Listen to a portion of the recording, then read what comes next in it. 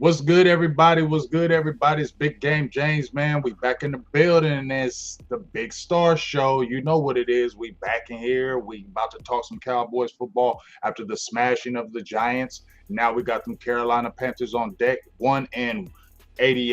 I'm just throwing that out there. They ain't 1-88, but that's what it feels like. They ain't won a game, and they ain't a good team. So this would be another game where we smacking them. Shout out to everybody getting on in the building. Come on in here, Big Dal. Is it 8604? Whatever it is. Hey, what's up with you? But I got my girl, Star Gazer. She's a beast in these streets. You better go check out her and Craven Cowboys. They've been killing it on their own podcast. So please go out there and give that a like, a share, a follow, all that good stuff. But I'm talking too much. What's up, Star? What's up, Big? What's up, everybody? Glad to see everybody in the chat tonight as y'all coming in. Really excited for tonight's show.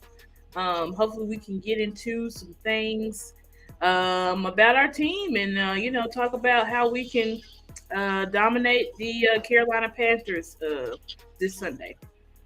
Yeah, it's all about dominating these Carolina Panthers. They're struggling right now. I wonder if Frank Wright is crying every day in his bed saying, "Man, I want to CJ Stroud. I want to CJ Stroud," and we got Bryce. I'm just saying, and I ain't hating, but CJ Stroud's the truth. And if I was a coach, I'd be having bad nightmares every night, knowing that I probably wanted him and the owner picked somebody else, and we just sitting here watching him go crazy and take his team possibly to the playoffs and in the MVP race, and I'm sitting here one and blah blah blah. What's your kind of thoughts on just your initial thoughts on Carolina? And then we're going to talk about our shooting and falling stars because I got a bone to pick with some people. Star? Yeah. So when it comes to Carolina, they've had a lot of struggles. Bryce has struggled a lot. Granted, their offensive line is terrible. Um, don't I mean I know Adam Thielen, obviously he's having a good year, but I mean Adam Thielen's been like a number two for quite some time. He's Right. aged. And then you Right. add a young guy in Jonathan Mingo who is good, but I wasn't too hype on Jonathan Mingo coming out of the draft to be honest. Mm-hmm. So when you look at what I know people, comparing what Bryce looks like compared to what CJ looks like, but you got to know, like, CJ's head coach is D'Amico Ryan, Yep. uh, who had like top defense in the league for a couple of years, Mm-hmm. and then on Mm-hmm. top of that, then you have they were loaded. The Texans probably had the best draft at everybody because they're loaded. They got what's that edge rusher they got? I can't remember. Oh, Willie Anderson? You got Will Anderson. They got um they went and got what's his name, Robert Woods. Then they Mm-hmm. got the guy I really like that I wanted to Tank Dell. Oh, yeah, I Um, like Tank. He right, nice. you got Tank Dell. Then you Shout had out to all the little guys out there. That's me. right, exactly. I wanted us to get Tank so bad. They got Tank Dell. Then they go around. They have a pretty good offensive line. They re-signed Laramie Tunsil. Then you add your young guys, and that defense was already good, and they just made it better in the draft. So CJ Stroud is balling, like there's no doubt about it. But CJ Stroud also has more, and he has better coaching. I mean, Frank Reich. I don't know if Frank Reich used to be good in his heyday. You know what I'm saying? But he hadn't really been a good head coach for a while. You know what I'm saying? So that's also another thing. And that's the guy who's supposed to coach Bryce up and make him, great. Like, I don't know. But either way, Bryce is having a lot of struggles. He's not really looking great on film at all. I don't think he's seeing the field well. His mechanics are all off. So, we should be able to take, unfortunately, fortunately for us, take full advantage of Bryce Young because he's just having this is a rough year for him. He probably should have been a person that would sit behind somebody for a couple of years or so. But yeah, they just threw him to the fire because that's what they do to all these young quarterbacks now. And so yeah, he's just not doing too great. And then on top of that, they do have a pretty solid defense though. I would like Mm-hmm. to throw that out there. They are Mm-hmm. number 6 in pass. Passing defense. Yep. Yeah, so so if we go in there and blow them out, Dak puts up 400 yards on them. I don't want to hear nothing about oh, they're 1-8 Giant. I mean, the 1-8 Panthers. Like this is Oh, a they're gonna say, daggone yeah, well we star. know They're what gonna they're gonna say say, it. but I just want to throw out the facts, Mm-hmm. before the game starts. Because regardless of record, that doesn't have nothing to do with what your actual offense and defense is ranked. So y'all do need to look at that for you to say, oh, they're just this. But either way, I think this game should be another like a Giants game. We should be able to get the job done in 3 quarters. Hopefully, be able to sit guys out in the top of the fourth and have our depth pieces come in and get those meaningful reps. So that's how I feel about the game overall. Yeah, I feel you. I feel you, Star, especially with Bryce. But you know what? I was watching Cam Newton's podcast, and he broke everything down about Bryce Young, and everything that he talked about is happening to Bryce Young right now. So maybe Cam Newton should be the coach, because he told everything that was going to happen. He said they don't need to throw Bryce Young to these Wolves right now because this team is not good. He don't have no blocking. It could ruin him. You know what I'm saying? Because we've seen time and time again, Star, these young quarterbacks come in the top five. They don't have an offensive line. They don't have receivers. They don't have a running game. And then they just say that pressure of we got to win, or that pressure of they seen other quarterbacks do it, come in and they be successful. So they think everybody can come in and do it. And that does not happen. And they're also thinking because it came from Alabama, the pedigree. It doesn't matter if you came from Alabama and the pedigree. If you don't have blocking, if you don't have weapons for that young quarterback, you could ruin his career. I mean, you could ruin his mentality, his mindset, everything. And that's what Cam Newton was talking about with Bryce Young, and said they can really ruin this kid by throwing him in the fire. He said he needs to sit, but he knows they're going to throw him in there. And they were saying, is it going to be a train wreck this year? And he said, yes. And guess what it is? Right now, it's a train wreck. It looks bad. It looks bad. And bouncing off Frank Wright. Frank Wright, back in the day, he was a quarterback. I actually watched Frank Wright back in the day. He's played with the Buffalo Bills. He had his claim to fame is his comeback when they were down to the Houston Oilers, and they were down 35-3, and they came back and beat the Houston Oilers and went to the Super Bowl. That's his claim to fame. Other than that, dog, he ain't did nothing. You know what I'm saying? Now, he was a little bit of a coach over in Indianapolis, but, they had talent over there, so it can fool you. You feel what I'm saying? Yeah. So, but at the end of the day, like I said, Frank Wright said he wanted C.J. Stroud. Right. But let's keep it real. C.J. Stroud probably would have struggled in this. C.J. Stroud would have probably looked bad in this. So, you feel me? You feel me, Star? So just because you wanted him over there, you would have did the same thing with C.J. Stroud over there because you don't got nothing, just like you said, to bounce off you, Star. Mm-hmm. Houston's got some talent over there. They built that team up, so it's okay. And Noah Brown is playing out of his mind. How the hell does that happen? Noah Brown, Dalton Schultz. It's crazy, right?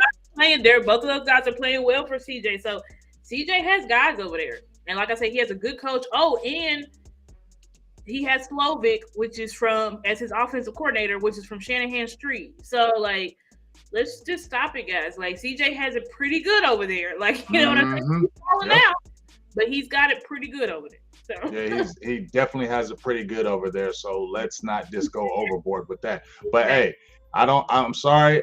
Bryce Young, I want you to be good and I want you to be great in your career. I wish nothing but blessings, but not this Sunday. I hope we destroy you. Everything happens bad to you. I'm sorry, CJ. I'm sorry, Bryce Young. Please forgive me for being like this. After you play us, I wish you nothing but blessings and grace and a great career. But this Sunday, I hope we smash you and just take everything from you. I'm sorry. But before we get into our breakdowns, you feel me? We're going to talk about our shooting stars and our falling stars, a thing that we started last week. We couldn't really get in deep to it because it was my fault. We had to rush a little bit. But now we're here and we're going to take a detailed time to talk about it. And I got a bone to pick with some people out there. I hope you're listening. I hope you're looking on Twitter right now. All you people that was talking trash to me, I hope please watch this show because I'm coming for all y'all. All y'all, I'm coming for all y'all, and I can't wait to come for you because I got a lot of stuff I'm gonna tell you, and I'm gonna be right, and y'all gonna kind of be wrong. But anyway, I ain't gonna trip on that. But let's talk about the shooting stars. In this, the way Star has it, she has both of mine combined. So, are yours in the pink and mine's in the white? How are we doing? Because it's all mixed. I think I agree with your shooting stars, but I just added 2 people. That's why I like you. Yeah, so we agreed on all the shooting stars and the falling star, but I added two more falling stars, uh, That's a good falling stars too. and two more shooting stars. But you can go ahead, Big.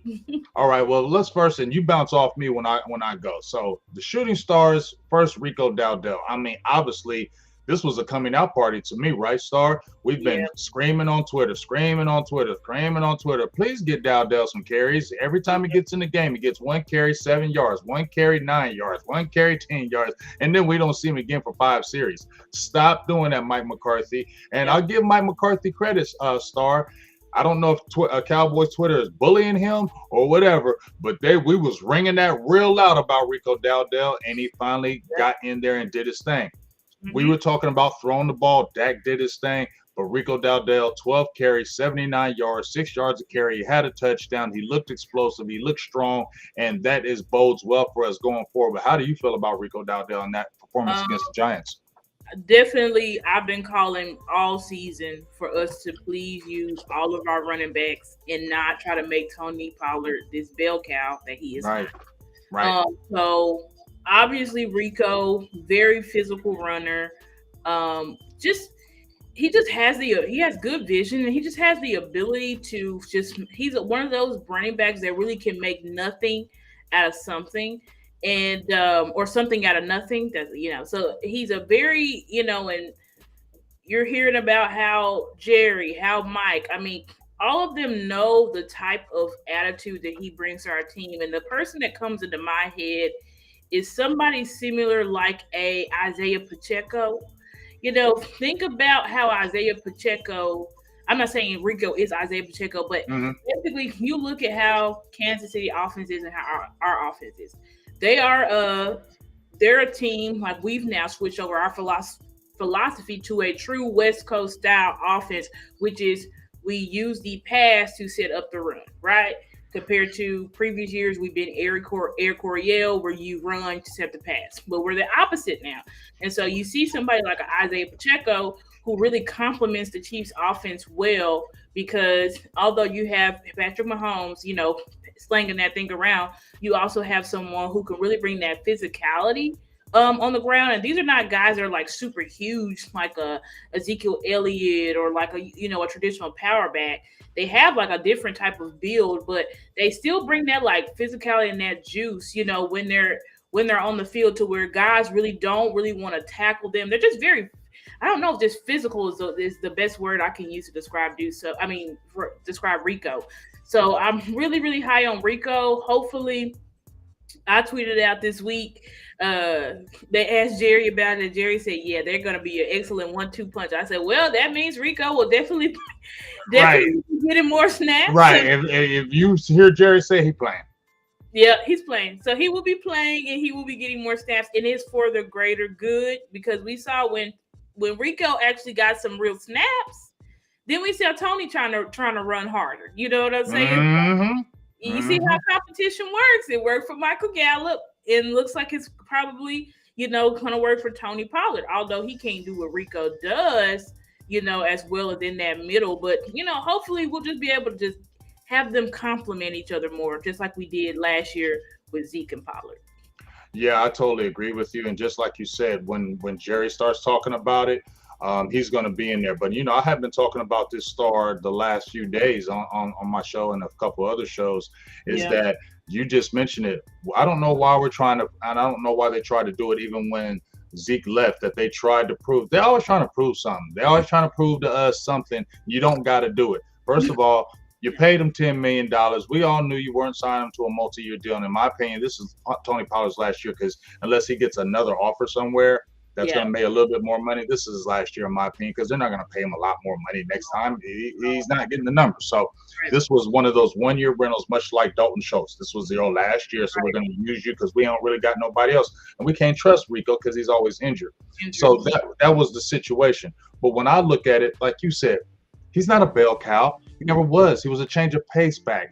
He was never a guy that you're running up the middle. He's never that guy. You saw a lot of majority of his big runs were on the outside. So why Yeah. are we trying to pigeonhole him into something? But here's my thing, what I was saying, Star.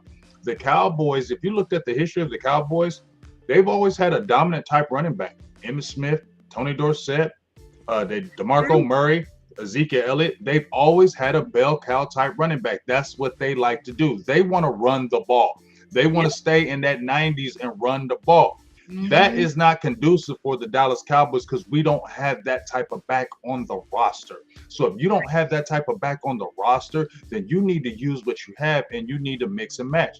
And guess Yep. what?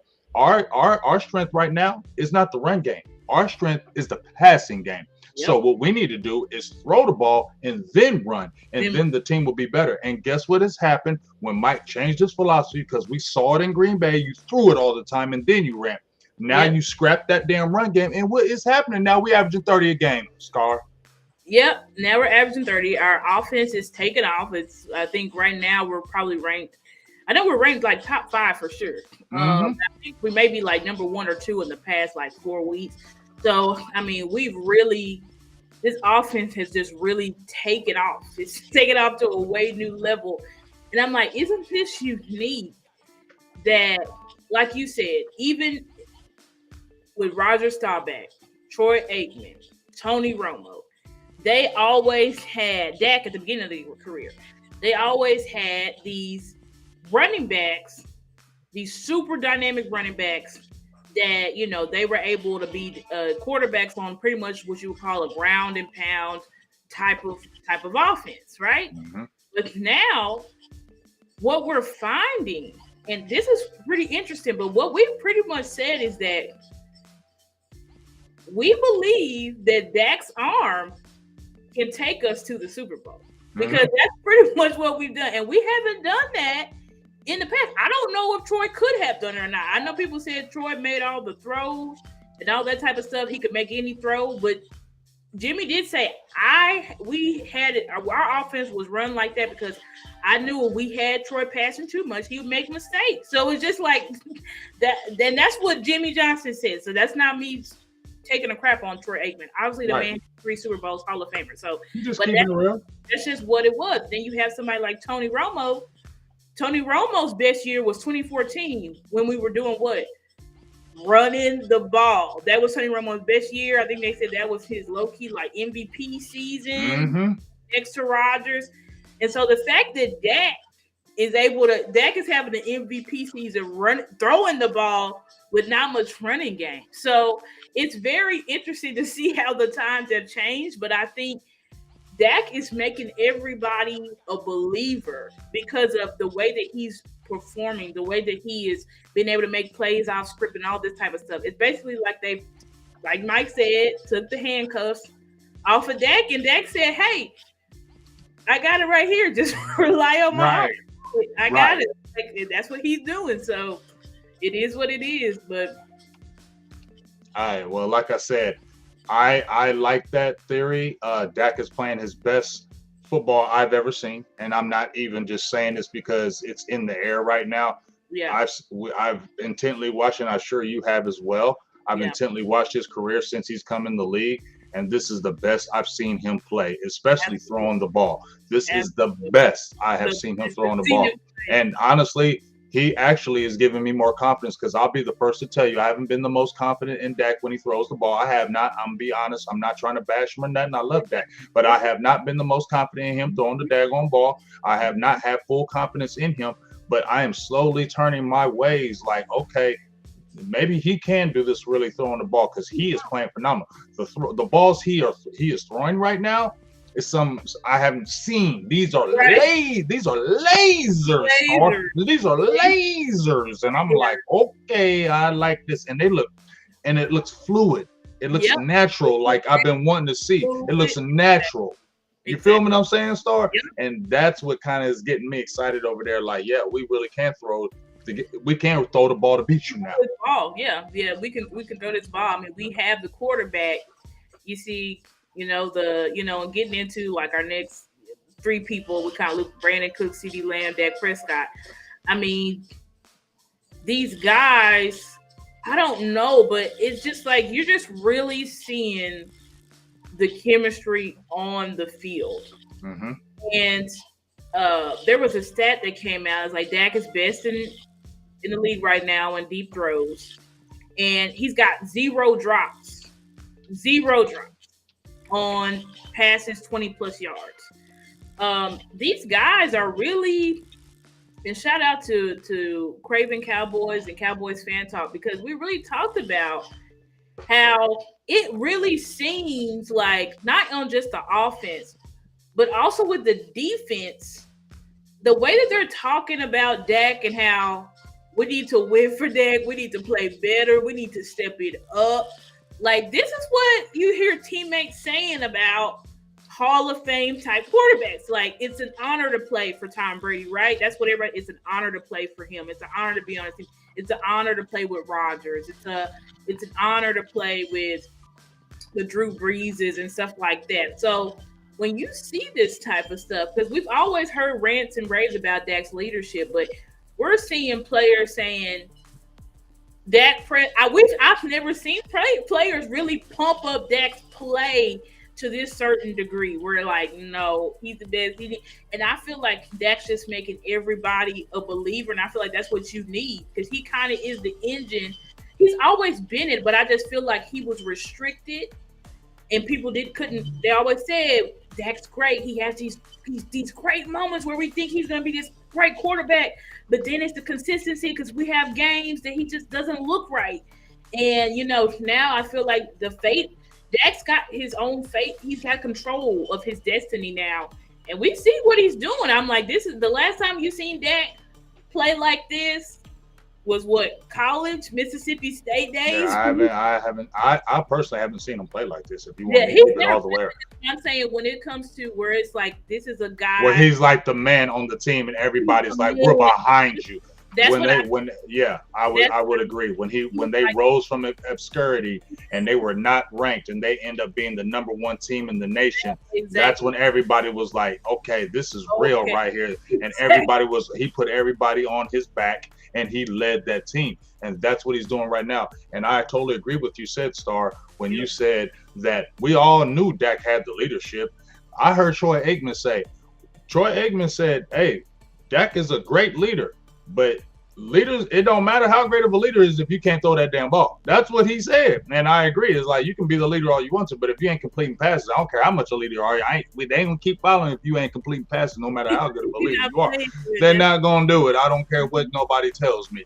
So the fact that he is taking his game to another level, and I'm gonna keep it real. I said that he had peaked where this is as good as he's going to get. I said that, and me and Law were going back and forth with that. I said, he's topped out. I don't see him getting any better. Like, he's going to always be a good quarterback, but I don't know if he's going to take it to that next level. And I'll be the first to tell you, I'm probably going to eat some crow right now, because he is taking it to a level I thought he peaked, in my opinion.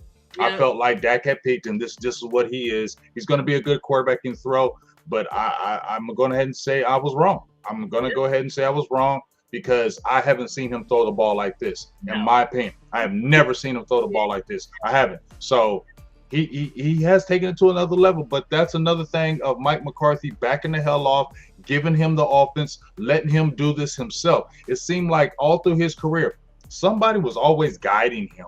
Somebody was always guiding him to do it. And now Mike McCarthy, it looks like he finally backed off and said, here. And when he's finally done that, look at our offense and look at our team, man. So I mean, it's really cool to see him continue, because it's going to help us. I just hope them Joneses stay out the way, because if they stay out the way, we might have a chance. If they win a medal, it might be the same thing. Right. So I'm gonna just be quiet about that though. But let's talk about Brandon Cooks and CeeDee Lamb. I got both of their stats up here. More so, we already been seeing CeeDee Lamb. We ain't taking stuff away from him, because he's going ape crazy. Yeah. But there it is right there. Brandon Cooks, 10 targets. Let me say that again. 10 targets. Let me rewind that, Star. 10 targets. Brandon Cooks, 9 catches, 173, and a touchdown. Talk about how we've been screaming about that, and it's finally good to see this man open up. Yeah, I think, wow. I mean, now I expected Brandon Cooks to be heavily involved in this past game, but I mean, 10 targets, 173 yards, averaging 70. You can't cover this man. You really can't cover him. Just like CeeDee Lamb. Like, And what they did was Brandon Cooks was tearing it up because I like it. I love that our wide receivers, all of them besides Michael Gallup, but all of them, Lamb, Brandon Cooks, Jalen Tolbert, all three of them can play all of the wide receiver positions. Yes. This week they're like, okay, let's put CD at the X, let's put Brandon Cooks in the slot. We seeing crossers deep over all of this stuff. Like Brandon Cooks was lighting it up. And I think we finally found this mix of like, okay, if a team wants to play press man against us, like San Fran did, good. We're gonna make you pay. Good luck. Like there's no Dak is number one in the league right now versus man coverage. It's not gonna work. So he's number one in the league under pressure too. Under pressure, I'm just saying, Brandon Cooks was. If we had this game plan and did it versus the Eagles, we probably would have blown them out because the Niners. The Niners blown out. But we didn't have it figured out. Or the Cardinals. We didn't have it figured out yet, but that's okay because we figured it out now. We're about to really see who our team is as we go through this next stretch. But phenomenal job bringing Brandon Cooks in because he's exactly what this offense needed. He adds just that speed. Brandon Cooks is so fast. He's so fast. Like I mean, Mike and Schottenheimer, everybody kept ranting and raving about his speed, but I feel like we did not really see his speed until this past game where we were like, whoa, like this guy is booking he's booking it. So I mean, it just makes our offense is just so fun. Like now it's fun. Dak said, they're like, what are the changes that you love? Dak's like, I love the motion. Like, it's fun. It feels like our offense is like modernized now. And it's basically like we can't be stopped because it's no more predictability. We now have concepts and we're building variations off of concepts. It's just, I feel like we finally have like a real offense because I feel like for years, like we didn't really have. We didn't. It was boring and stale. I don't care how many points we were scoring. It was stale as shit. I'm going to just say it for you. I'm going to say it for you, Star. It was stale as shit. Even when we were scoring all them damn points, it was like, we're scoring points, but this offense is stale as hell. It's boring. It's just boring. That's what I felt when we had Kellen Moore and everybody was hyping him up and we were scoring all these points, but it was still boring to me. It was just like, it ain't innovative like he's saying. Where's the innovation? And just like you said, Star, now it just feels free.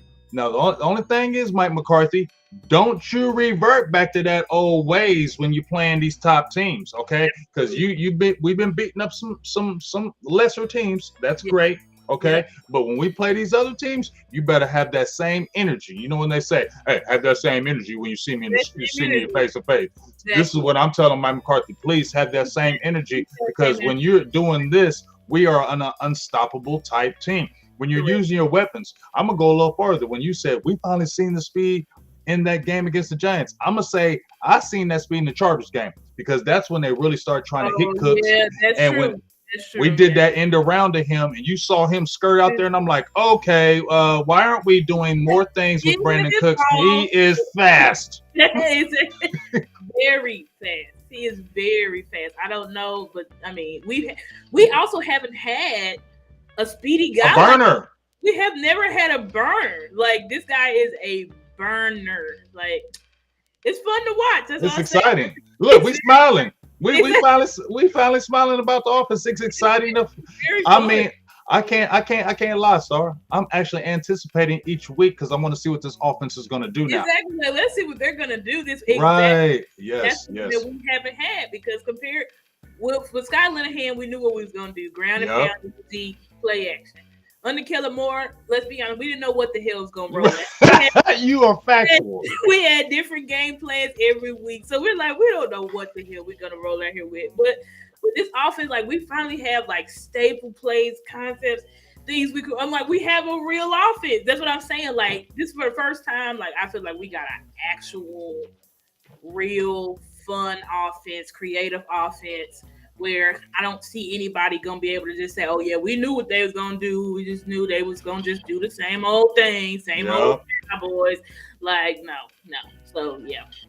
I That's mean, it, like you said, it's just refreshing and it makes very me, it feels better because, like I said, I was tired of hearing Fred Warner. I love him, but as far as the player, but I get pissed off when they keep on saying, "Yeah, we knew what they were gonna do. We know their yeah, patterns. We know." That just bothers me and it pisses me off because I'm like, bro, they're telling you this on air. That's disrespectful. it When is they're this. coming on air and saying we know what they're going to do, that's disrespectful to me. And you've been a coach too long in the damn league, Mike McCarthy, to listen to these dudes tell you that we know what you're going to do. You Yeah, need to get off of that and you need to run this offense like it's supposed to be run. And now I feel like, for like you said, for the first time in a long time, this is a real explosive offense. You got those people and you brought them over here and you're using them. You should have been using them earlier, but hey, better late than never. really like I'll the take it. You know what I'm right. saying? I'll take it. Exactly. Better late than never. So Yep. obviously we're gushing about Brandon Cooks. We're gushing about Dak Prescott. Give me Yep. your quick thoughts on CeeDee Lamb because that man going nuts. CD Lamb. Um, what did he just break the record for consecutive games? I Yeah, think most consecutive games. Well, he had like no, 150 plus yeah, yards. I think. 10 catches, at least 10 catches and 150 yards in a 3 game span. Nobody has done it. There's been a few players, Brandon Marshall, I believe some other people that were close to it, but it never happened. So he is in the NFL history books. History, yeah, and he's in a league of his own. So I think CD Lamb is obviously on a tear, and we're able to run this offense through CD Lamb. And Mm-hmm. we're seeing that when we run this offense through CD Lamb, Brandon Cooks is getting open. Uh, Mm-hmm. all of our receivers really are getting open because they're trying to double team CD Lamb. Oh, Brandon Cooks is wide open. Oh, Right. Michael Gallup's open here on the go route. Oh, Mm-hmm. Jalen Brooks is over here open, getting us multiple first downs because people not even worried about Jalen Brooks because they trying to stop CD Lamb. So Right. Right. uh, CD Lamb has proven. I've had questions about CD Lamb last year. I was like, Yeah, we all did. number one, bona fide one, wide receiver number one. Then I see him this year, and I'm like, I don't know, CD. Maybe you are a 1B. Maybe we do need somebody a little bit more alpha than you. But Mm-hmm. obviously, CD Lamb is showing, hey, you give me the damn ball, I'm gonna make magic happen, and that's exactly what he's doing. I think CD Lamb is one of the most versatile wide receivers in the league because he's not locked into one position. Like I said, you can put him all over the field. A lot like a Jerry Rice or a Jerry Rice type, which Mm-hmm. Mike not this past off season, but I think the last off season, Mike was like, I would use CD Lamb like a Jerry Rice. Like this is a wide receiver. You can put him everywhere. He's gonna get open. He's gonna get open. He's gonna make plays. He's gonna get us tons of yards after the catch. And then I know we already talked about Brandon Cooks, but Brandon Cooks is also a great yards after the catch guy. So we saw them Mm-hmm. finally take Michael Gallup out of the slant routes, give it to Brandon Cooks. You see what happened. Give Brandon Cooks the drags. Give Brandon Cooks the crossing routes. You see what happens. These are Mm-hmm. guys who can get the yards after the catch. Those types of routes that I just described. That's what those types of wide receivers. That's the routes that they should run. When you have somebody like Michael Gallup, they don't run drags, and also that's not his game. That's not his steez. So obviously, CD Lamb, and I think over the past 4 weeks, he's number 3 in yards. I Mm-hmm. mean, he's CD Lamb. I don't know. He could put up some. If him and Dak stay on this connection, I mean, he can definitely put up some Historic numbers. historic numbers this Yeah. season. Yeah, Yeah, and if they stay like this the next few years, they could put up some numbers in that span within the next couple of years, where right. they were like what they had with Romo, like you said in 2014, and Dez Bryant. They were setting records that year. It all kind of clicked up, and it was a beautiful thing. Shout out to Craven Cowboy. She's up in here. Shout out to you, What Miss up? Mickey out there. Y'all doing your thing. Once again, go check them out over there. Um, Man, what's up, Common Sense Lab? Good to see you up in here. But I totally agree with you. But here, let's bounce. We know what they're doing. I'm showing you the numbers. Look at that passer rating when he's targeted 129.4 yards after the catch, 4.9. Oh Yeah. my gosh! I mean, like I said, the only thing we'd like to see is more receiving touchdowns. But let me give another big stat. 68 catches and only one damn drop. That is huge because when CD came in the league, we were talking about his lapse of concentration. You know, his lapse of concentration. First year, 8 drops. Second year, 8 drops. Third year, 6 drops. Fourth, dominating year, when you're trying to get that contract, 1 drop. CD, you about to get paid, dog. You about to get paid. He's gonna get paid, and it's honestly he's gonna get paid. You know, Dak's gonna get paid. These are guys that you should pay. These are guys that deserve to be paid because these guys have the potential to finally. Can we start talking about some other potential, maybe greats other than Troy Aikman and Mike and Emmett? Because that's beautiful. But that's our legacy. But we would like to build a new legacy. We would like to be able to talk about a different set, different set of people that we can talk about in recent times. So what CeeDee Lamb and Dak Prescott, I mean, if they can stay in this connection, I expect it to just continue to build. I do expect them to put up some historic numbers. And I said it on Twitter. I said Dak Prescott and CeeDee Lamb is best wide receiver quarterback duo in the league right now. You can't you can't dispute that. You can't tell me a better duo. I know people will try to argue Hurts and AJ Brown, and they do have a beautiful connection, but I don't think that it's on the same level as a CeeDee Lamb and a Dak Prescott. And I agree. And they'll say Tua and Tyreek Hill, but I'm gonna just say I'm sorry. Tua is okay, but he's not better than Dak Prescott. I'm sorry. Tua is not better than Dak Prescott. I'm sorry. And I go hard on Dak, but I watch Tua. No, you're not. Not at all. No. You're not. I'm sorry. You're a good quarterback, but you're not better than Dak Prescott. And I'm not hating. That's just what it is. But let's go to a few other stars before we talk about shooting stars. We talk about our falling stars. And like I said, I'm going in on one particular person on this falling stars, and I'm gonna chin check all y'all that was trying to hate on me when I made this tweet, and then I'm gonna back it up. But let's talk about this guy right here that everybody, he ain't doing this, he ain't doing that, bust. But let's talk about Mozzie Smith, because he had a career high in snaps with 25. It was his best game so far of the season.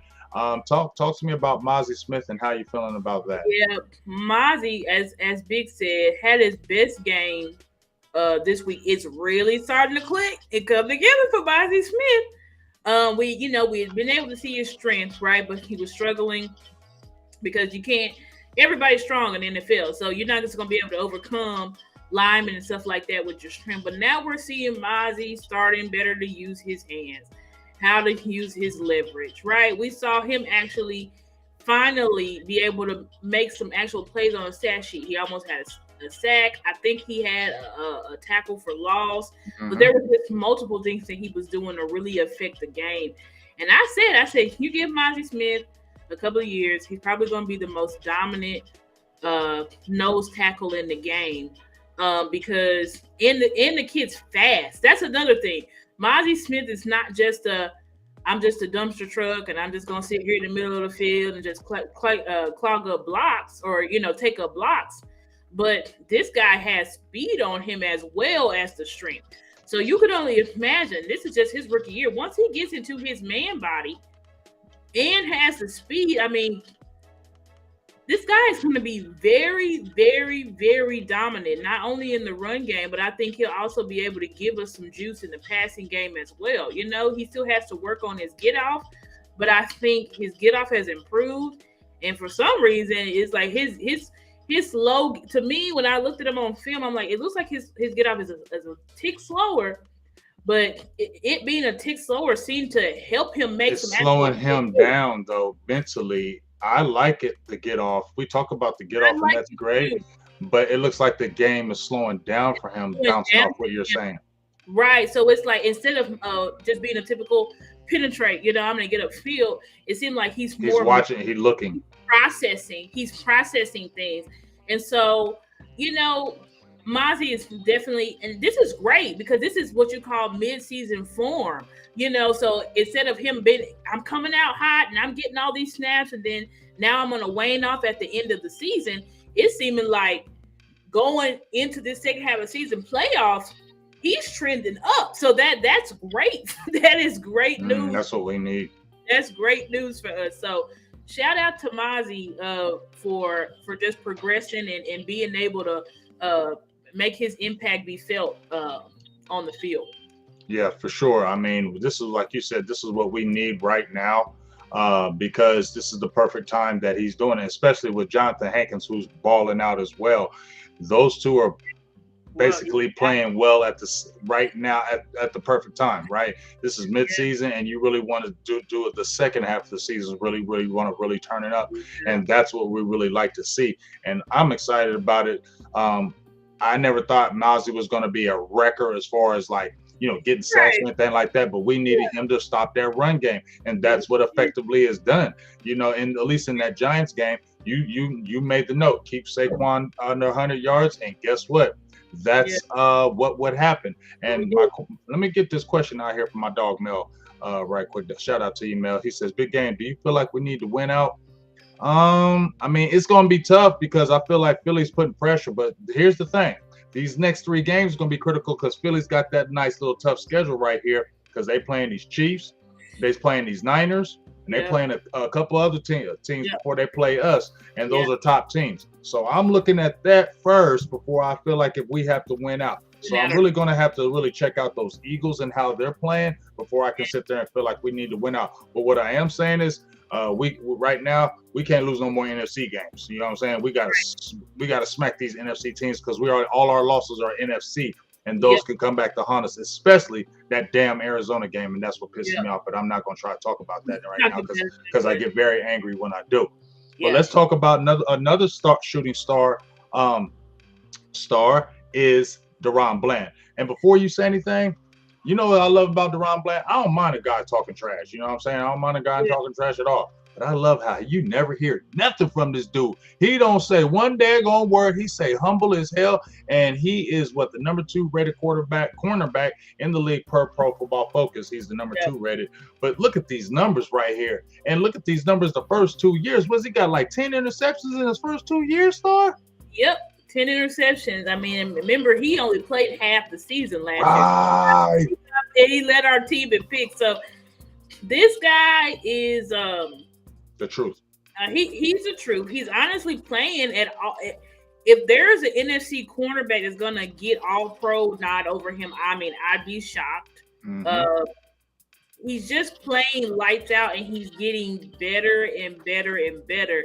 And the thing about Deron Bland is not only his ball skills, but also his physicality, right? Yes. You also talk about the humbleness because he lets the play speak for itself. I don't need to do all that rah. I don't need to do all of that stuff. Like you'll see me on the field. And now, teams, they know it. You now have it to where when it was going to be Diggs and Gilly, you putting these quarterbacks in a position of like, shoot, who am I willing to take, pick my poison with, because most guys is bound to get an interception. So now we have that with Deron Bland. You have that with Gilly as well, because although Gilly, yeah, he's aged a little bit and he can't, if he's got to do deep crossers, he's not going to keep up with small shifty guys. But Gilly is still one of those ones. This is he's still, Gilly is definitely going to be a Hall of Famer. I mean, he's got the resume for it, and he's still a playmaking cornerback. So I think Deron's play is just, we expected it, but I think he's played above, way beyond expectations this season. I mean, he's playing, and what hurts my soul right now is that Trevin Diggs is out. Could you imagine if we had Diggs right now? Oh my God, if we had Diggs and oh my goodness, that's what every time I see Bland turning up, it hurts my soul because I'm like, what if we had Diggs and both of them? Y'all couldn't throw nowhere on us. You feel me? It would be, He would be our slot guy. Are you serious? Yeah, it would be. The NFL knows they lucked out with our injuries because they lucked out. And Overshown going down for the season. Oh, y'all lucked out. Y'all know y'all lucked out. But that's okay. I mean, but look how deep our roster is, so deep that it's like we still good, but we still good. But but I'm gonna use the little Usher line. We good, but we could have been good. Exactly. Like we good, but we could have been, this locked down. Then you Yo got our got fired. exactly. Yo got fired. Then you got our D line. I mean, it would have been something nasty and vicious. But Mel Hayes, he says, "Would I make Trey Lance the backup this week so he can play in the fourth?" Now, here's my thoughts on. I have a weird thought about Trey Lance. I'm Mm-hmm. probably on the island by myself, but that's okay because I be on the island by myself on lots of stuff. That's all right. But Stand on it. when it comes to Trey Lance, I want to know. It just doesn't make sense to me. I'm like, the 49ers spent all of this draft capital on Trey Lance to move up to the number 3 pick together. He didn't really play at all his rookie year. Y'all let him play his sophomore year. He wins a game, he loses a couple of games, gets hurt. And y'all ship this kid out of town for Brock Purdy, which shout out to Brock Purdy.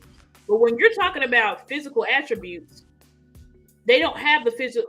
I mean, Trey Lance is above Brock Purdy in physical attributes. Not saying that's and of course that's not all you need to be a great quarterback, right? You don't have to have a strong arm or be the fastest or anything like that to be a great quarterback. But I'm just saying it seemed like they never really gave him a real chance. And then I'm like, Kyle Shanahan is a system that it's not like anybody can do it, but it's pretty much Kyle Shanahan, Mike McDaniels. These are pretty quarterback friendly offenses. They get their guys wide open, lots of motion. And so when I'm thinking about that, I'm saying, it's what, and then for them to ship him out of town for just a 4th round pick, I'm like, what is going on with Trey Lance? Like, is it his physical? Is it the mental ability? I feel like something's not right. I don't know what it is, but I'm like, it just leaves me a big question mark on Trey Lance. Now, when it comes to if this was Madden, I say hell yeah, make him the backup right now. Put him in right now. We want to see Trey Lance, right? But then when I'm thinking in reality, I'm like, this offense that Dak is running is this is Dak Prescott. I call it the Dak Coast. I heard it on Twitter. I like that. So this is Dak Coast. This is a high level. It takes a certain type of caliber quarterback to really run this offense. This isn't run the mill, just basic offense, or what you call like a super quarterback for the offense. Like Kyle Shanahan went to the Super Bowl with Jimmy Garoppolo, and we know Jimmy Garoppolo's not nothing. You know what I'm saying? Mm-hmm. So you just have to. I just want to pose that question about Trey Lance. It's like, can we bring him out there? Yeah, we can bring him out there and see what he's got.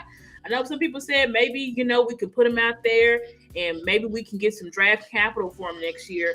But I'm like, but what if he goes out there and he stinks? You know what I'm saying? So it's like, then you can kind of mess it up because I'm like, hypothetically, say we win the Super Bowl. Okay, I would rather sell the illusion of Trey Lance, right? Like, woo, we got Trey Lance. Yeah, he's got this strong arm. We got all this stuff.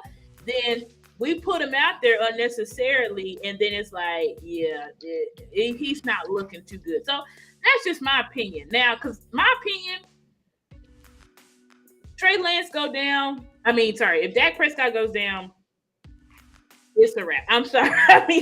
Season. Well, if the season, in my opinion, if Dak goes down, it's probably the season's over. Yeah, because I have no confidence in Cooper Rush. No, I don't. And Cooper Rush won because we had that running game, right? But our offense has completely changed, right? Then you're going to ask Trey Lance, who just got here. He didn't spend the whole offseason nothing with us.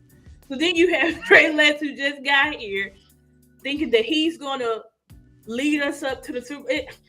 I don't know. I think the fans just want to see Trey Lance. So at this point, I'm just like, I don't care. If Mike and them want to throw him out there and let him play quarter, let him play quarter. Whatever. I don't think it matters to me because I'm like, if 4 go down, we're just gonna wrap it up. Yeah, it don't matter. It don't matter anyway. And so that proved that I was gonna give you pushback, and I am gonna give you pushback on this because of that point right there. If Dak goes down, I'm gonna just keep it real. Like, we all know the season's over because I said this yesterday, and I'm gonna say it again loudly. I don't care what Cooper Rush did last year. I don't care what he did the year before when he beat Minnesota. Like you said, we had a run game. This team is not predicated on the run now. It's predicated on the pass. And Cooper Rush has a wet noodle arm. Cooper Rush won us games last year, and nobody wanted him. Cooper Right. Rush was cut, and nobody picked him up Nobody except the picked him. Giants, and that was because of Jason Garrett. There was Yeah. no team that wanted Cooper Rush. And I'm not hating on you, Cooper Rush, but he is not an NFL quarterback, in my opinion. He's never will start, and I don't know where he would ever back up anybody because he's just not that good. So that's why I feel like if we're going to die on something, I'd rather die on this hill with this Trey Lance thing and just see what he's about. Because I will say this about that San Francisco. Kyle Shanahan never wanted Trey Lance. There was the battle up top. Oh, so it was Lynch. It was John Lynch that wanted him. Okay. Kyle Shanahan did not want him. Kyle Shanahan wanted Mac Jones. Oh, okay. Well, that would make sense to me now because I'm like, what is it with Trey Lance that y'all? And when you look at Mac Jones, that's Brock Purdy. Yeah. You get what I'm saying? So I couldn't get Mac Jones, but we got Brock Purdy. Because when you think about the last time y'all went to they went with Jimmy, but then they also did they go to the Super Bowl with Kaepernick or no? They went to the Super Bowl with Kaepernick. Yeah, so it's like you wasn't feeling that shit. I don't know. It's always weird to me with the coaches and who the front office want. It's just always weird. I don't know, but I think because they like that athleticism in that offense that Kyle Shanahan has, and I think they saw the illusion of they saw the arm, they saw the athletic ability, they saw the size, and they're like, "Ooh, he's athletic. We got Kyle. I think Kyle, you can make him work." And Kyle's probably like, he ain't ready because let's be honest, he didn't play a lot of college football. He didn't play a lot of college football at all. Trey Lance did, and he played at a small school. So you didn't play a lot of football. You played at a small school. And you expect me to come in here to work wonders with this kid? I think that's what he was saying because I think he wanted Mac Jones because Mac Jones went to Alabama. He had a pedigree. He was more ready. Okay. He was more pro ready. So he probably was like, I can start this system right now. We can hit the ground running with him.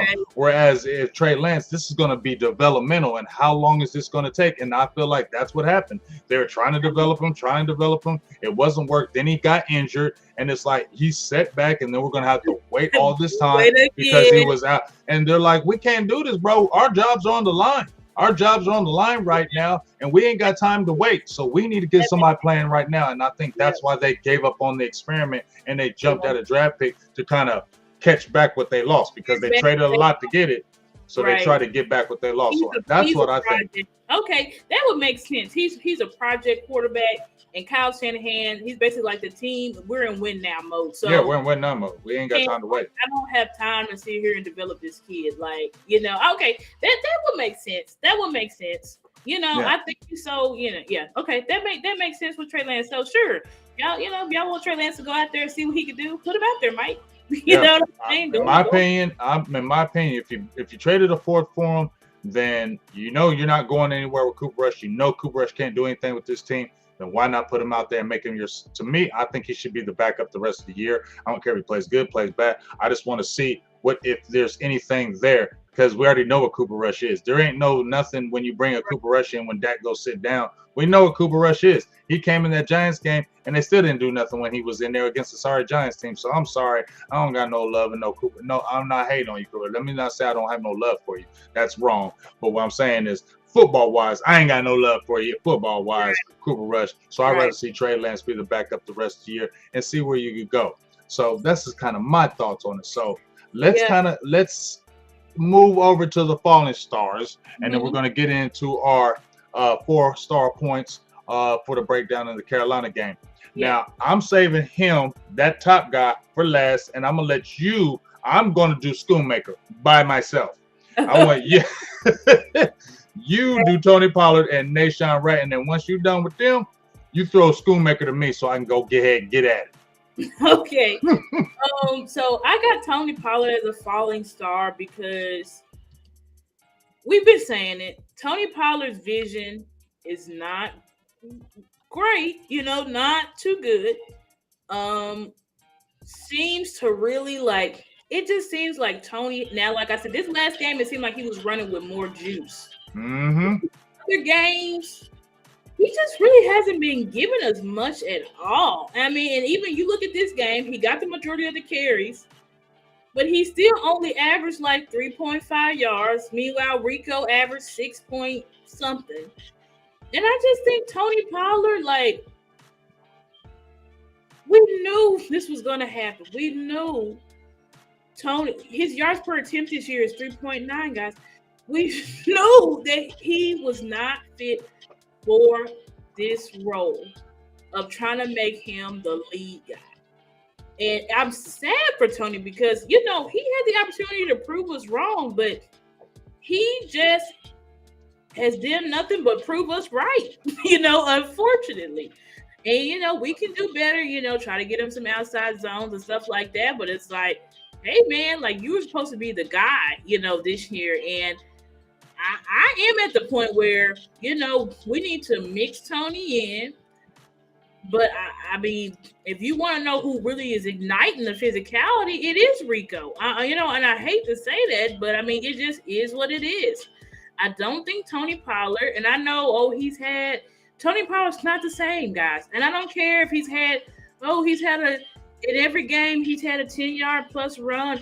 That's not, Tony Pollard used to get 60-yard touchdowns. Like, do you understand what I'm saying? So, we're comparing Tony to who he was, right? Not who, he is, he decent, he doing okay. He's doing okay, but he ain't doing okay. He's not, he don't have, 2 rushing touchdowns? We're about to go into week what? It's not looking good for Tony. You know what I'm saying? So I don't even know the way he's playing. I don't even know he's going to get he probably will get a second contract, but I mean, it ain't going to be.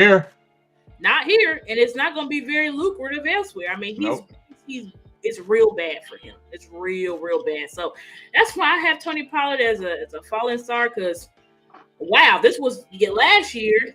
He was like number 1 or second most explosive guy in our offense.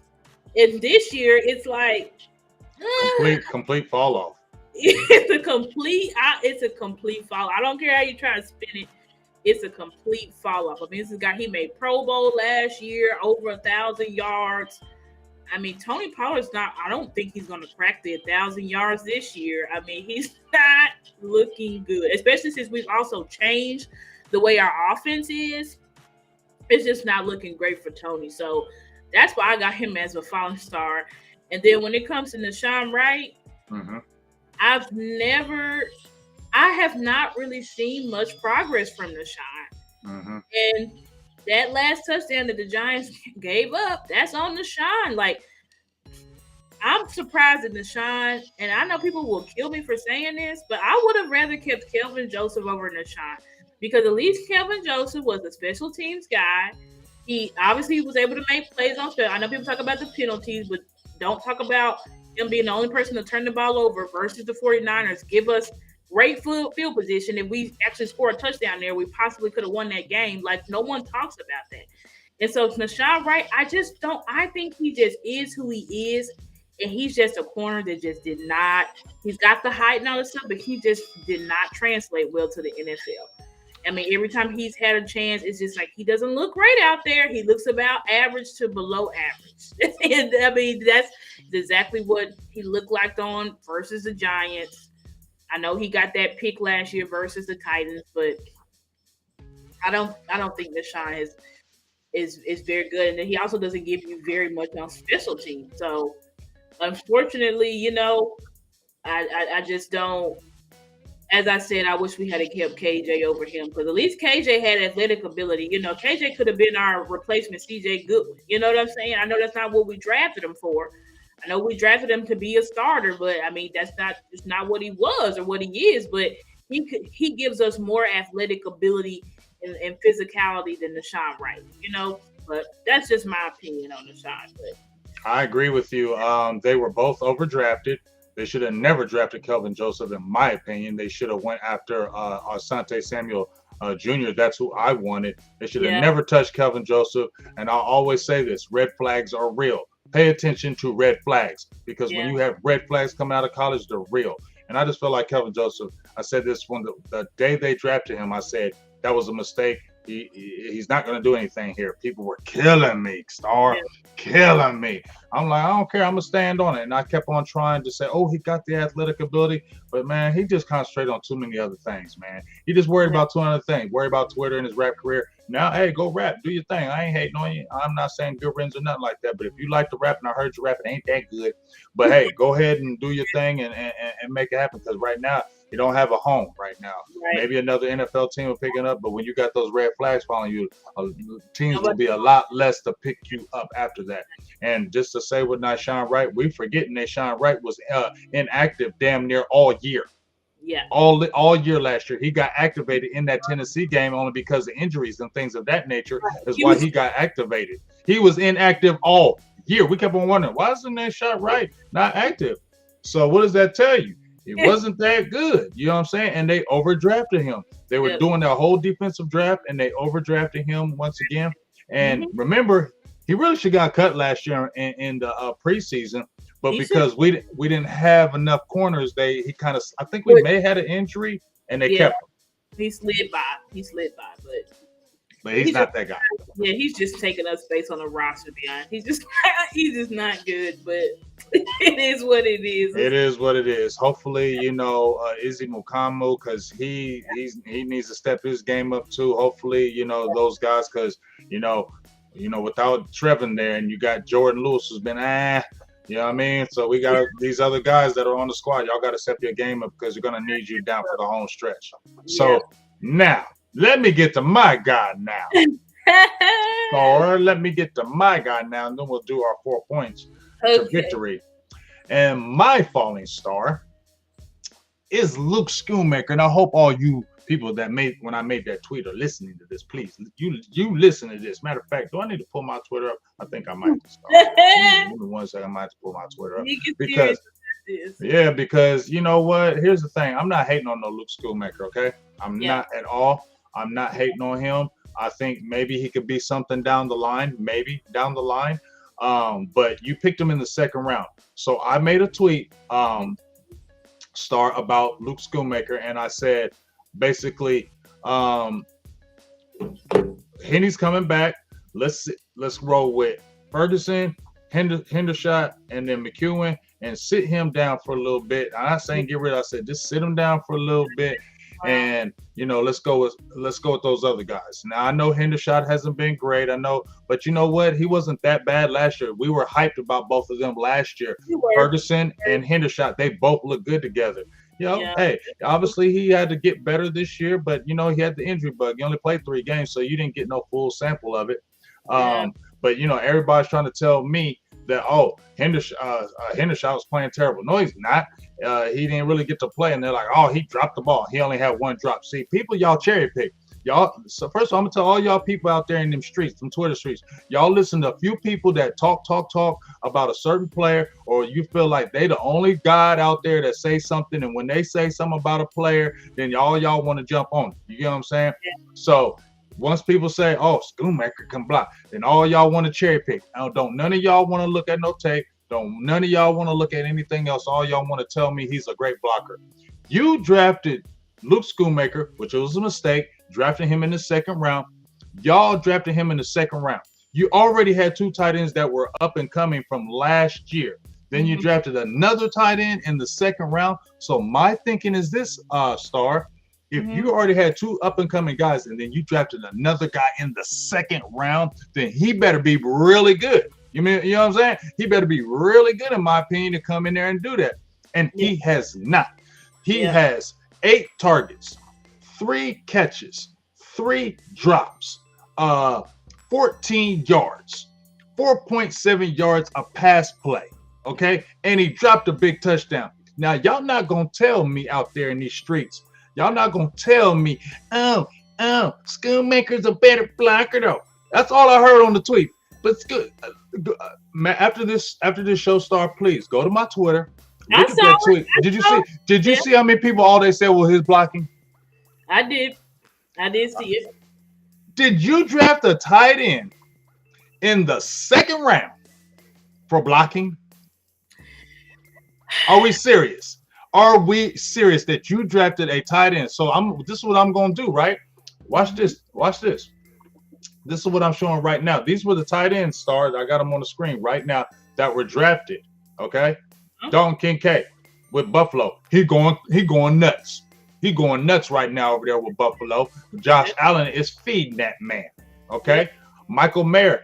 He doesn't have great stats, but he at least has 13 catches. Right. Darnell Washington. He's a bust right now. He ain't doing nothing. So I'm calling him a bust. Sam LaPortia going absolutely bonkers. Right? Mm-hmm. So then we get down to Schoonmaker.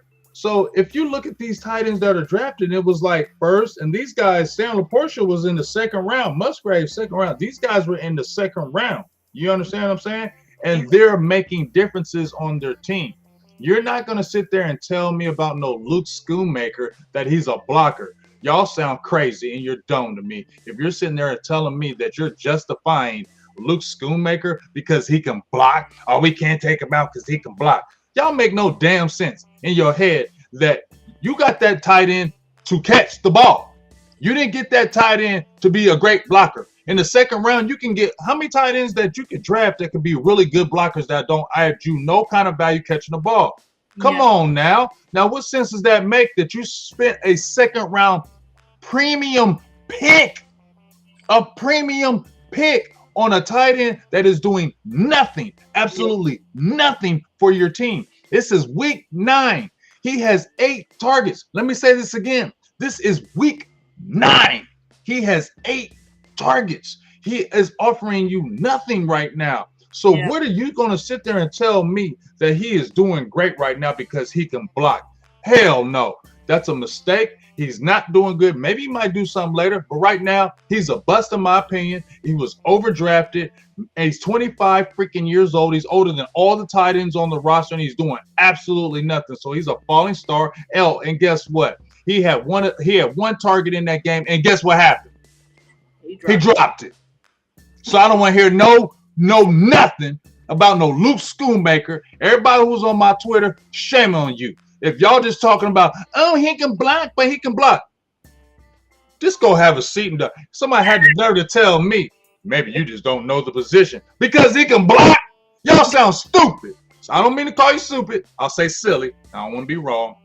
You sound silly in these streets. He was overdrafted. He's a bust right now. And unless it changes, you need to think about something else. And I'm going to tell you right now, I don't care what you tell me, Hendershot offers more in the passing game. And when him and Ferguson were playing together, they were a nice little duo, much like when we had Blake Jarwin and Dalton Schultz. And I bet you if you let them two grow and let them two get all the snaps, I bet you would see a difference with both of them playing, because I feel like Ferguson would raise Hendershot's game up. I guarantee you. I'm not going to guarantee it, but I'm going to say he would raise his game up. And I just want to get your quick thoughts on Schoonmaker. I mean, are you feeling me a little bit, Star, or what?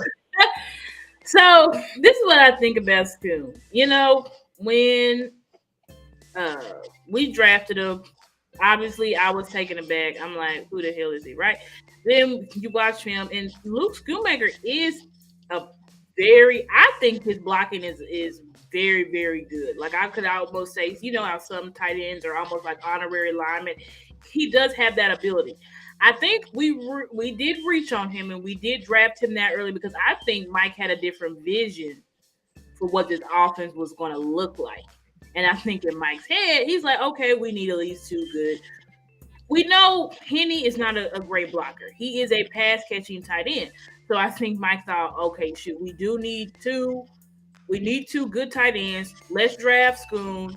He's the best blocking tight end we've got here in this draft. And then he has a pass-catching upside, which I think nobody in college football ran more crossing routes than Schoon or something like that. Mm-hmm. That was said, right? My issue with Schoon, and you see Schoon's block, I don't disagree with the fans that say he's a good blocker. He is a great blocker. Now, and we also do have to remember this too. Schoon is so behind. He missed training camp. He barely got to play in the preseason. So he's significantly behind. Whether he's 25 or not, he is a rookie, right? He's behind. And he didn't get surgery or anything for that plantar fasciitis. So he may still be struggling with that. Regardless, I do think that at this point, I'm We just need showing other tight. While you're talking, I'm showing all the to, other tight ends that were before him, showing their numbers. So you keep talking, I'll show these tight ends numbers before him. I think what we need to do, because I'm gonna be honest, I did not have Hendershot even making the roster because he didn't have a good training camp and didn't have a good preseason at all. And game one, he didn't look good.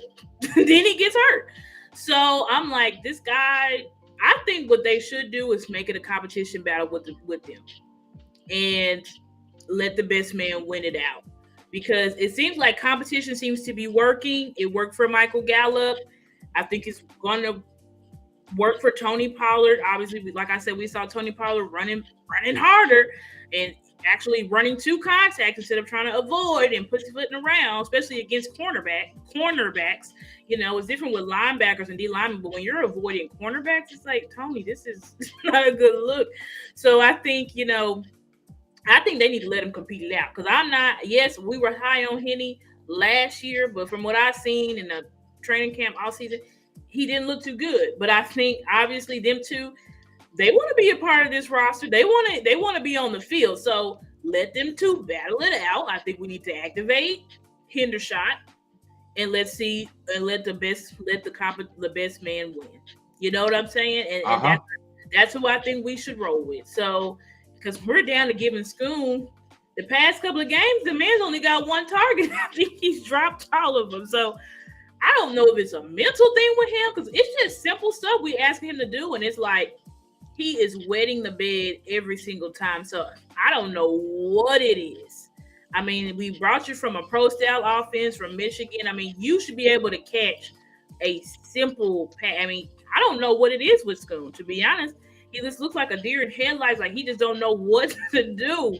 But he wasn't really asked to catch the ball that much in Michigan, So it's like you're asking him to do something that he wasn't doing. So yes, I agree. I do think in hindsight, and school can prove us wrong in years to come. Yeah. Maybe he Yeah. turns up. And we're like, okay, I'm sorry, school, but for right now, like it's not looking good. He's looking like we definitely overdrafted him, and we probably could have grabbed him in the fourth and fifth round instead of the second. Facts, and that's all I'm saying. You could have probably got him later, and you could have went and got that offensive lineman that you probably desperately needed to Yeah, really help the team. And that's just my thing about it, and that's why I put it out there. But I agree with you. This competition thing is starting to bring the best out of people. Just like you said, looks like Tony Pollard got a little more pep in his step when you saw Rico Dowdell actually get carries. You saw mm-hmm. Michael Gallup running 21 miles per hour for a touchdown after he saw Jalen Brooks and Jalen Tolbert up in that lineup and starting. But I will give Michael Gallup props. He was a consummate pro. He didn't go in the media. He didn't Nope. sit there and pout and Yeah, whine about anything. So I gotta say he's the consummate pro for that, for the switch up the motion or the yeah, benching. So the I'm gonna bench. give him props for doing that. But Mike McCarthy, please continue this. Yep. Please don't worry about the pay because it's going on in that defense too. It's going on Mm-hmm. in that defense too. Yep. Please stop. Let's not worry about the pay right now. Let's put It's the best been. players on the field because Yep. when you're doing that, because that's what Jimmy Johnson did. That's what Yeah. Jimmy Johnson did. He didn't care who you was unless you was like the main star. And he Right. said that. He said, "Look, I don't treat everybody the same. If you ain't Yep. if you ain't Michael Irvin, you ain't getting treated like Michael Irvin. If you is a four Right. string receiver and that's Michael Irvin, I'm not treating you like Michael Irvin. I'm treating you like the four string guy. And Yep. I respected that. That's why we love Jimmy. And I hope this stays the same with Mike McCarthy with the Yep. competition thing, and he Yep. really stays on it. So hopefully we'll see that. But let's get to our 4 point. And anybody want to debate me, you can jump on here because my fingers were hurting trying to answer all y'all tweets because I was ready for the action to answer each and every one of y'all's tweets, but my fingers was hurting. That's why I stopped. Just want to let you know. It was only because my fingers was hurting because Yeah. I was ready for all that smoke. But anyway, let's get over here to our 4 point stars right here. I'm gonna pull it up. Where's it at? Where is it? There it is right here. All right, so here we go. Star be going ham with these, and she's always got them good. So I'm gonna let you kind of run through them, Okay. and kind of just break them down for us.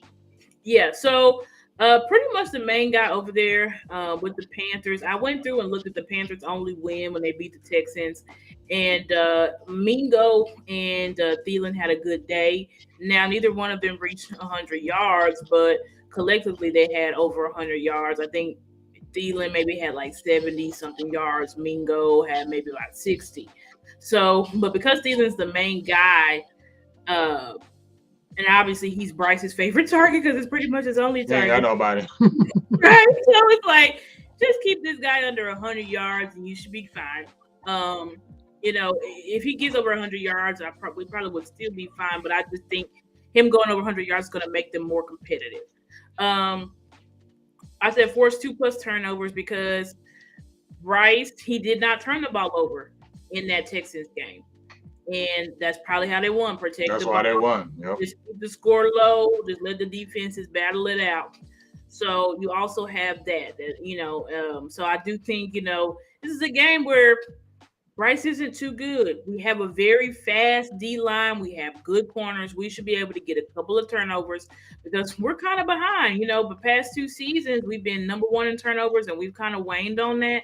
So hopefully this is a game that we can get in there. I don't know what Frank Reich's gonna do because he said he's calling plays, this week. So I don't know what their philosophy is gonna be, if he's gonna switch everything up. But I do think that we should be able to get some turnovers on them because I don't think running Chuba Hubbard up the middle is gonna help them do anything. They're gonna have to do something. And I think they have to move that ball in the air.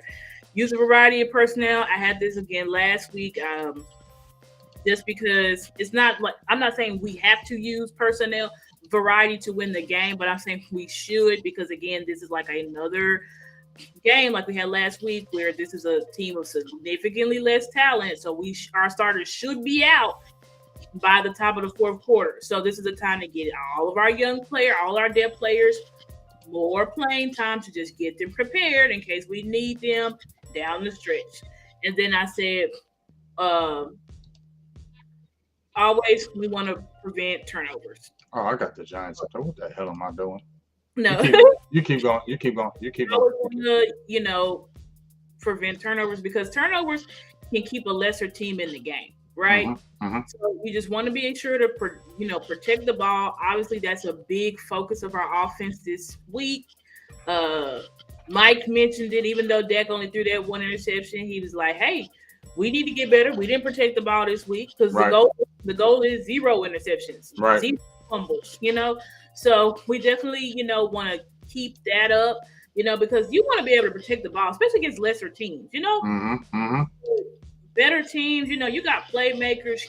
Like we're gonna have a real test versus these DBs in the Seattle game because Witherspoon and what's the other guy's name? I can't think his name from UTSA. But those guys are no joke. Right. Those are no. Are you talking about the defensive ends? No, I'm talking about the cornerbacks over there. Oh, okay, yeah. They got Henderson and they got Dante Jackson Jr. over there. Over there right now. They got they're top 6 right now in the league? No, I wasn't talking about the Panthers. I was talking about like these. I'm saying these are lesser teams. They got right now CJ Henderson and Dante Jackson are their corners. Right. They might bring JC Horn back. I'm not worried about the corners here. They do have a top 6 passing defense. So regardless of the record, that passing defense is limiting yards and is limiting touchdowns. So it's gonna be it's going to be a test. But I was saying we're gonna get these all world cornerbacks. We gonna have. Oh yeah, coming up. Yeah. We gotta go play Seattle because them 2 cornerbacks is young. They're like 6'4" and they run like 4 So that's gonna be a real test. If we can pass the ball on those guys, we're in for business. So we'll see what happens when that comes and whatnot. But those are my 4 points. This is a team we shouldn't really be too concerned about. We should blow them out. We should blow this team out. We should. We're averaging 30 points a game. It looks like, because last year we beat these teams, but we weren't beating them like this, right? We've already had starters sit out like 4 or 5 games already. Yeah. That's unheard of. When you really have starters sitting out in NFL games, that's unheard of. That doesn't happen. Right. That doesn't happen in NFL games where you're sitting starters. That happens in high school and college. Exactly. That don't happen. It is. That don't happen in NFL, and to have it happen on the regular like we do, that's the thing that I do like. Even though I'm not excited that we're beating up bad teams, but I am excited that we're putting them away. We're not playing around with them. We're putting them away real early. We're getting them out the way, and that's what you're supposed to do to those teams. So I am excited about that part. But as you said before, and I've mentioned this, I said this schedule right now, I highlighted these 4 games and the next 3 games in particular. That's why I said we got to get rid of Carolina early. Yeah. We got to get them out the way because we got Washington on Thursday. That can be a letdown game. It really can. Yep. Because you're playing that short of a schedule. Yep. That's when Cowboys are tired. We've seen how many times have we seen it, Star, when the Cowboys are tired after playing on Sunday, they come in on Thursday, they look lethargic, they look tired, and the team comes in and upsets us. We've seen it. I agree. This is definitely, these next stretch of games is really going to show who this team is and what this team is made out of, because we really do. After we get, and Tariq, I agree with you. We got to take every game as it comes. That's what I'm saying. If we play to our full potential, we should blow this team out. If we play put them out early. If we play to our full potential versus Washington, we should blow them out. If we had the offense that we just played the Giants with versus the Eagles, I think we blow them out. We know this team. If we put everything together, we can blow teams out. It won't even be competitive. But I think ultimately, we just got to focus in. We don't want to have another incident like the freaking Cardinals game, which everybody keeps bringing that up, and the team is like, we are not going to let that happen. So hopefully we just keep that up.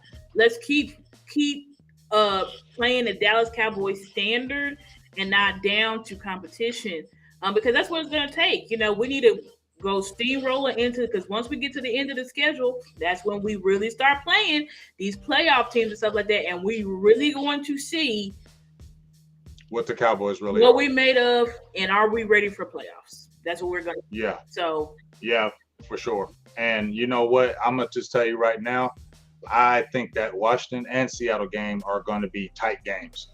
In my opinion, I think they're going to be very tight games.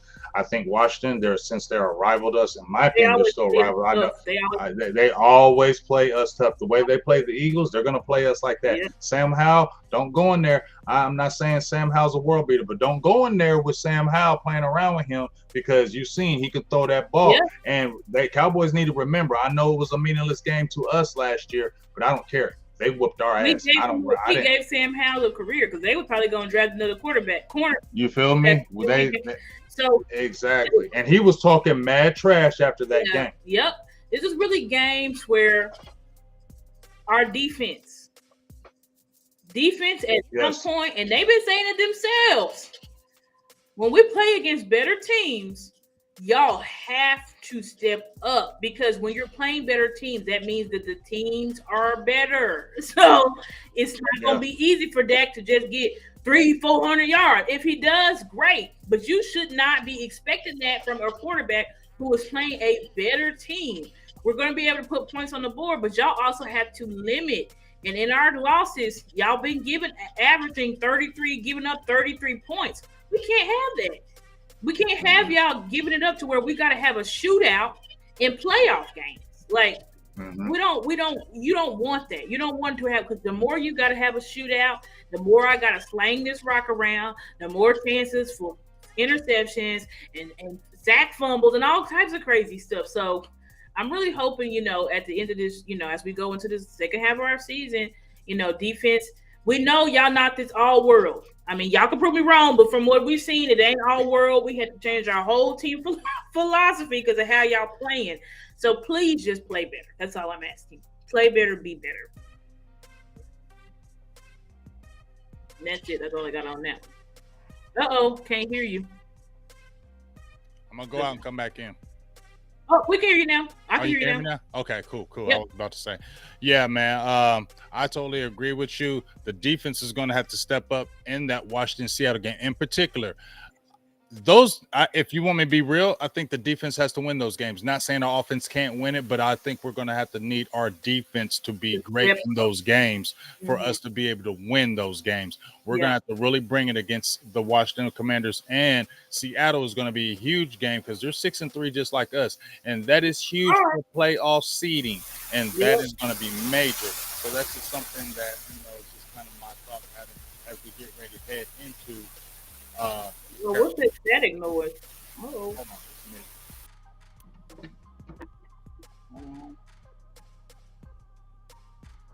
Can you hear me now? I can hear you. Your volume sound a little bit low, but I can hear you.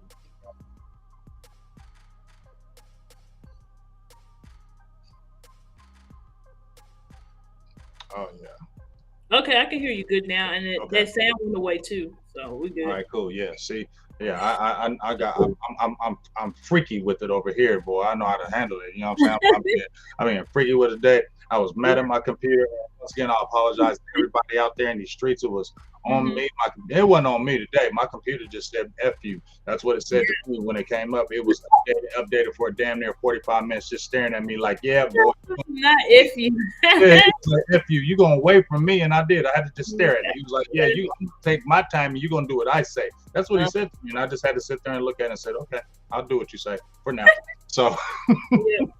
so there it is. So we get ready to head off here. I want to ask you one last thing. What's Mhm. one person that you really want to see in this Carolina game? When we talk about our personnel, where you say you want to get all the personnel involved, give me one player you really want to see in this game who hasn't really played a lot. I know mine. I know you know who it is. For you? No, for you too. Oh, for me? Mhm. I'm struggling between, and I know people down on him, but I'm like, he's got something. I would either want to see if we could see actual a scheme where Deuce is not just thrown in at the end where they just running them up the gap. I would like to see Deuce, or I would like to see Wanye really get There it is. I was waiting for you. I was Wanye waiting for get you. some serious burn because Curse's snaps did decrease this past week. So I'm hoping Dan Quinn is figuring it out. We're not saying bench Curse at all, but I'm just saying we got to start using all of our personnel and playing the matchup game, and not just saying you're our leader. We're gonna roll. We know you can't cover this guy, but we're gonna roll you out there anyway. Like I don't like that. And Wanye has been a beast in pass coverage. He's fast. He's physical. He's literally the definition of Dan Quinn's defense. So I'm like, Dan Quinn, please let him play. Like, let him play. Let him play. Totally 100% agree with you. I don't need to see Deuce. If we did, that's cool. I'm not hating on Deuce. If we see Deuce, that's cool. Yeah. But I'm showing this right here. J-Rock Curse 33 snaps. Wanye Thomas 16. Okay, so Dan Quinn, listen to what Star said. Listen to what Star said. We get it. He's an emotional leader. I love that. I'm not gonna lie. But just because you're an emotional leader, that don't mean jack poo. You can be an emotional leader on the bench. You really can.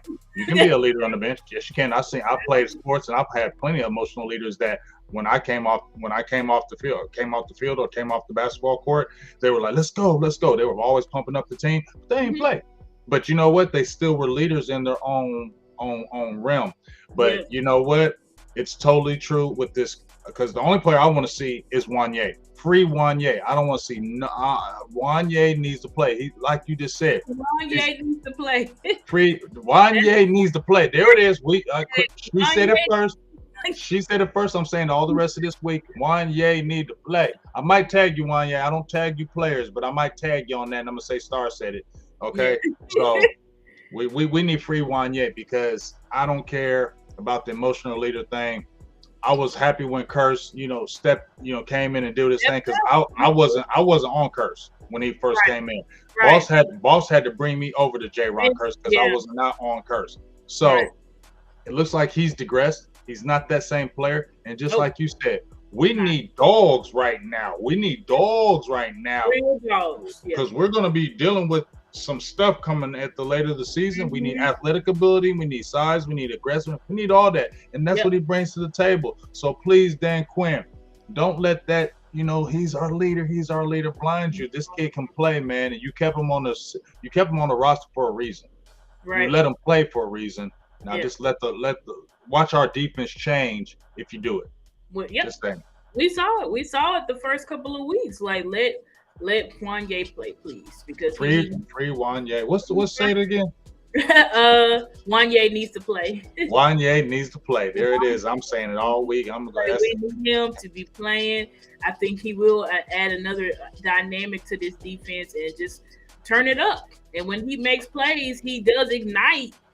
He ignites the defense. He ignites the offense. Like, we need him in there. I'm sorry, J-Ron Curse, he's at a point where he just can do his job decently. But as far as this big playmaker, that's just not J-Ron no more. I'm sorry. He was there in 2021. That he probably was robbed of a Pro Bowl. I get it. But he's not that now. And so we need somebody who can bring the boom, and that is why. Yeah, and then especially if you got Wanye and Donovan Wilson with Malik Hooker, I like that right there. That sounds very, very appetizing. That sounds good right there. That sounds like land of milk and honey right there. So Dan Quinn, please do it, because the defense will go back to being explosives if you do. And guess what? Feelings get hurt sometimes in work, at jobs. Feelings get hurt sometimes. But if you really love the team and are about the team, you'll do what's best for the team. Mm-hmm. Absolutely. So, with that being said, Star, let them know where they can find you. Yep, you guys can find me on YouTube at Stargazer Sports. Y'all can find me on Facebook at Stargazer Sports Media. You can find me on Twitter at The Stargazer, but in Gazer, instead of an E, it's a 3, and then it's 2 R's at the end. You can find me on Instagram at Stargazer_sports, and then you can find me on TikTok at Stargazer.sports. So, and you guys feel free to donate as well to my Cash App. Y'all see it down there at the bottom of the screen to, help raise money so that we can continue to, upgrade our equipment and do a lot of different things for, our viewers. So appreciate you guys so much for rocking with us. Me and B gave y'all a long show tonight. Usually we in and out in like an hour 15, but y'all got an hour and a half. So congrats to y'all, and y'all have a good night. Yes, for sure. We went a little long today, but I think we were making up for the shortness from last week. So we went long this week so you can get that goodness. And please go support Star. You see Craven Cowboys in there. They have an excellent show. What's the name of your show again? Oh, yeah. It's Star Chasers Girls Talk Ball, which we go live every Wednesday at 7:30 Central Time. Please go check them out. They have Tyson West Coast on there. They just had Big Ron Cowboys fan talk. They talk great football over there. I love Craven Cowboys. Mickey was over there giving me hella support, and then they jumped right in the game and they hit the ground running. So please go support these ladies in the game. They're doing excellent work out there. I love working with Star. I just have a good time when we do our show. So I'm very excited to see what you're doing. So please, you just see Big Dow said he just subscribed. So hey, keep on and keep on spreading the word, man. Keep on spreading the word. And just what she said, you see the Cash App. There's my Cash App down there. We ain't trying to beg for no money, y'all. Let me tell you like this. We ain't begging, never begging for no money. But this stuff ain't cheap. This equipment ain't cheap. These microphones ain't cheap. These cameras ain't cheap. And hey, we like to go to games too. And we got jobs and we got lives too outside of this. So anything that you can donate to help us bring better stuff for you is definitely welcome. And we always want to uplift all of us in the Cowboys community so we can give you the best stuff out there. You feel me? We don't want to lack for you.